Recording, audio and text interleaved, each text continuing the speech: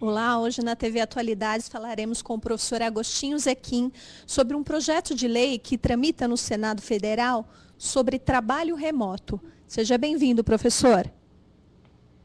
Olá, muito bom dia, muito boa tarde, muito boa noite, seja o horário que você estiver nos assistindo, e é um prazer estar aqui de novo.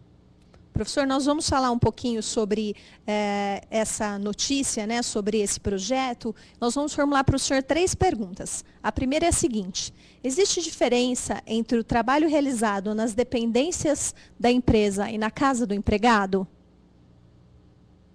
Olha, é até interessante essa questão que está sendo levantada, projeto de lei que vem regulamentar o trabalho remoto, o trabalho à distância, o trabalho realizado no domicílio do empregado, e a mesma CLT que todo mundo mete o pau, que fala que está desatualizada, que é da década de 40, que não funciona mais, essa mesma CLT tem um artigo, que é o artigo 6º, que está lá desde a década de 40, que diz que não se distingue entre o trabalho realizado no estabelecimento do empregador e o executado no domicílio do empregado, desde que haja caracterização de relação de emprego.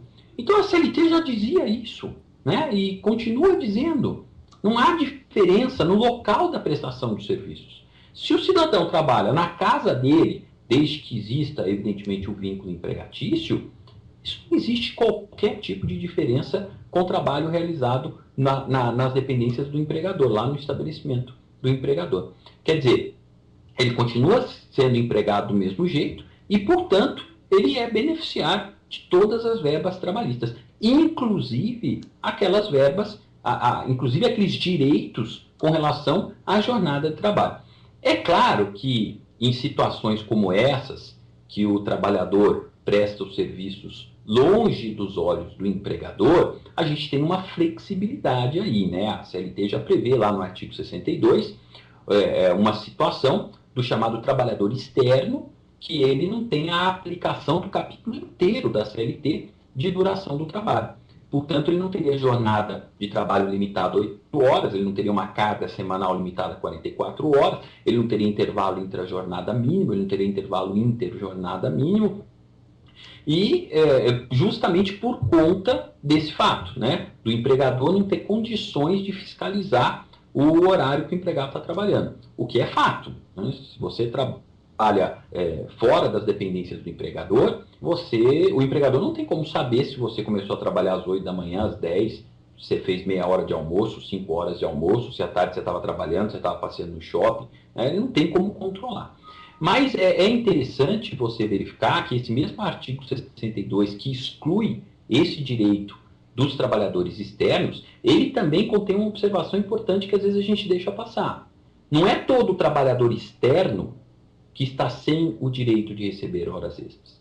É aquele trabalho externo em que existe uma impossibilidade de fiscalização de horário pelo empregador, uma incompatibilidade. Porque se o trabalhador é externo, mas existe uma forma de controlar as horas trabalhadas, ele passa a fazer jus às horas extras se extrapolar o limite legal.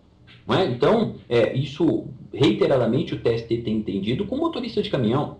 Né? Motorista de caminhão é um típico trabalhador externo, mas se ele tem rota pré-definida, né? Se ele sai da empresa já com a rota que ele deve percorrer, então isso vira um princípio da física, porque eu sei a distância, sei a velocidade média que ele vai trafegar, eu calculo o tempo.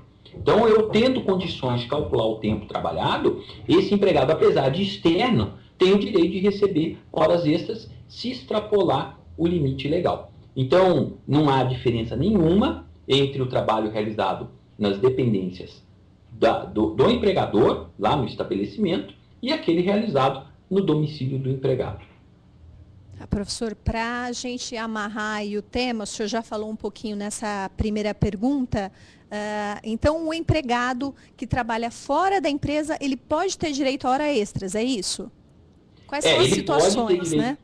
Sim, ele pode ter direito às horas extras, né, desde que fique caracterizado que existia algum tipo de controle do empregador, ou pelo menos a possibilidade desse controle. Né? Por exemplo, hoje tem sido bastante discutido nos tribunais trabalhistas, e eu insisto que a situação que está mais aí em voga é a do motorista de caminhão, que aquele caminhão que tem rastreador, que tem GPS, seria uma forma de controle de horário, e o empregador, por conta disso, teria que pagar horas extras para o motorista. O tacógrafo não, né? Aquele disquinho do tacógrafo que é instalado nos caminhões de acordo com as resoluções de trânsito, essa aí por si só não caracteriza controle de jornada. Mas a instalação de rastreador, de GPS, esse tipo de coisa que permita ao empregador controlar o horário de trabalho do empregado, faz com que ele seja credor de horas extras, se for o caso de extrapolar a jornada normal de trabalho. Então, respondendo objetivamente a sua pergunta, não é o fato apenas, então, somente de trabalhar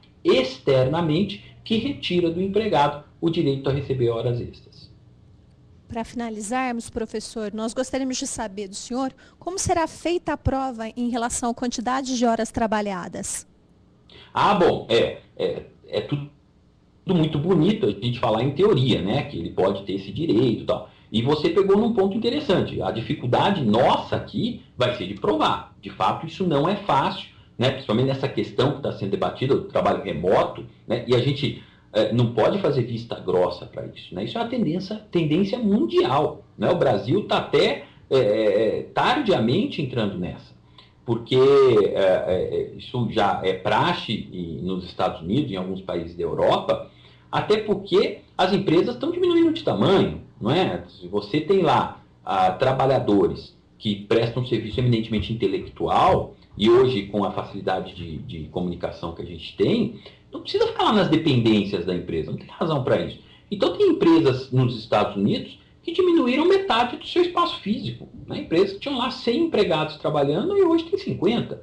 Os outros 50 estão trabalhando em casa, né? Reduz o consumo de energia elétrica, reduz espaço físico, reduz uma série de coisas. Então é interessante e não dá para fazer vista grossa. Então aqui no Brasil isso deve também tomar proporções maiores com o passar do tempo. A gente vai ter, de fato, essa dificuldade de prova, mas não vai ser fácil provar, porque se o cidadão trabalha em casa, você não sabe, de fato, se ele estava tomando café, se ele já estava trabalhando.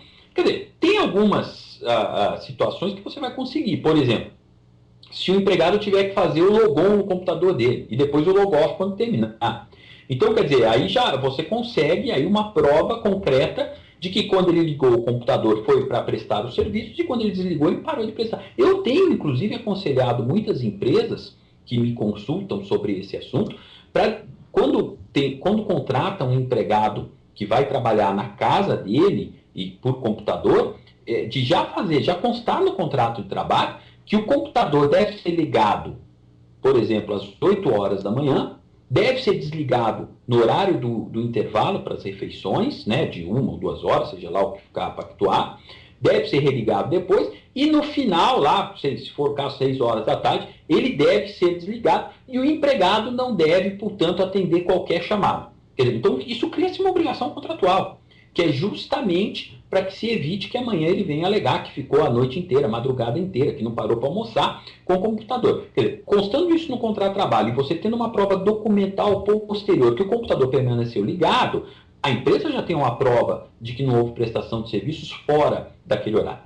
É evidente que não vamos duvidar da capacidade de driblar a lei. Quer dizer, em algumas situações, ele estava com o computador desligado, mas ficou no telefone, ficou trabalhando. Claro que pode acontecer, vai ser um dificultador, mas pelo menos você já consegue limitar um pouco esse problema. Você também teria, se as mensagens são trocadas via e-mail, você tem lá os horários de envio do e-mail. Quer dizer, então, não dá para dizer que é impossível a prova. Ela é difícil, confesso que ela é difícil, mas há meios de se provar. Isso já foi objeto de estudo há muitos e muitos anos. Quando se falava em trabalho em domicílio, não era o teletrabalho que a gente tem hoje, o cidadão ficar no computador, porque naquela época nem computador tinha pessoal assim, né? Então era geralmente costureira, né? O exemplo clássico que a doutrina dá é aquela costureira que faz o uniforme de um time de futebol, fica costurando o uniforme, como se hoje o time de futebol ficasse costurando o uniforme. Mas na época era assim. Então, quer dizer, ela trabalhava de costureira e você tinha lá uma dificuldade muito séria de calcular quantas horas ela trabalhou, né? Porque não tinha esse trabalho remoto. E a doutrina e a jurisprudência davam um jeito na época, né? Falava assim, dá para estimar, né? Se você demora para costurar um calção, você demora 15 minutos e você multiplica pela quantidade que ela costurou, seja de calção, seja de camisa, seja de meia, seja lá o que for, você conseguiria estimar, né, diante de uma produção normal, de um tempo razoável que demora para fazer aquilo, quantas horas ela trabalhou. Porque a gente sempre deu jeito para isso. A gente deu jeito para isso no passado e vamos dar jeito para isso agora. Professor Agostinho, muito obrigada pela participação na TV Atualidades do Direito. Eu que agradeço e até a próxima.